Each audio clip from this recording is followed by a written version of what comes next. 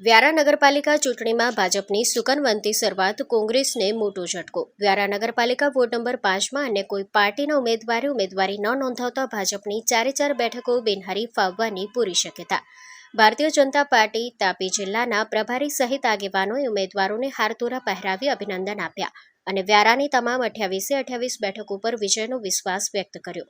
હજી ફોર્મ ચકાસણીની પ્રક્રિયા ચાલુ છે, ત્યારે ચકાસણી પ્રક્રિયા પૂર્ણ થતાં 7 બોર્ડનું ચિત્ર સ્પષ્ટ થશે।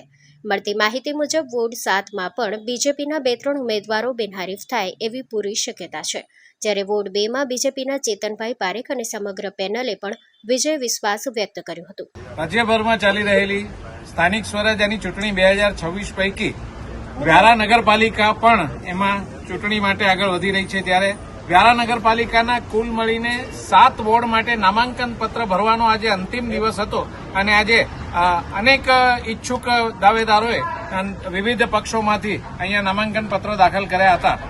મને આપને જણાવતા ખૂબ આનંદ થાય છે કે વ્યારા નગરપાલિકાના વોર્ડ નંબર 5માં માત્ર 8 જ નામાંકન પત્રો દાખલ થયા છે, જેમાં 4 ભારતીય જનતા પાર્ટીના છે અને 4 એમના ડમી ઉમેદવારોના છે। અન્ય કોઈ પક્ષોએ કે અપક્ષ કોઈ પણ વ્યક્તિએ અત્યારે એમાં નામાંકન પત્ર દાખલ કર્યું નથી, એટલે ભારતીય જનતા પાર્ટીની આ શરૂઆત, આ શુકન છે, એને ખૂબ સારી રીતે ખૂબ સારા પરિણામની આશા સાથે અમે જોડી રહ્યા છીએ અને ખૂબ અભિનંદન વ્યારા નગરના સૌ નગરજનોને અને ખાસ કરીને આ એક વોર્ડ નંબર 5 છે એના તમામ જે કંઈ મતદાતાઓ, ભાઈઓ, બહેનો, પરિવારજનો છે એને હૃદયપૂર્વક અભિનંદન પાઠવીએ છીએ। બાકીની બેઠકો પર ભારતીય જનતા પાર્ટીને શું આશા છે?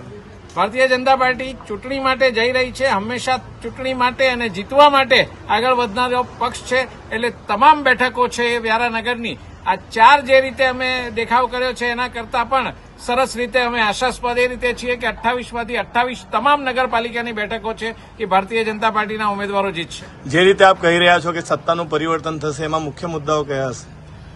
ભારતીય જનતા પાર્ટી ઘણા વખતથી રાજ્યમાં શાસન કરી રહી છે, સતત 3 ટર્મથી કેન્દ્રમાં શાસન કરી રહી છે। વ્યારામાં પણ નગરપાલિકામાં ભારતીય જનતા પાર્ટીનું શાસન રહ્યું છે, તાપી જિલ્લા પંચાયતમાં પણ ભારતીય જનતા પાર્ટીએ ખૂબ સુંદર કાર્ય કર્યું છે, એટલે ભારતીય જનતા પાર્ટી આ ટ્રિપલ એન્જિનની સરકારની જેમ આગળ વધી રહી છે અને વિકાસના માર્ગે જ્યારે આગળ વધે છે ત્યારે હવે બીજા બધા મુદ્દાઓ કરતા નગરજનોને, નાગરિકોને, મતદાતાઓને વિકાસ દેખાય પણ છે, વિકાસ ગમે પણ છે અને વિકાસ માટે આગળ પણ વધી રહ્યા છે।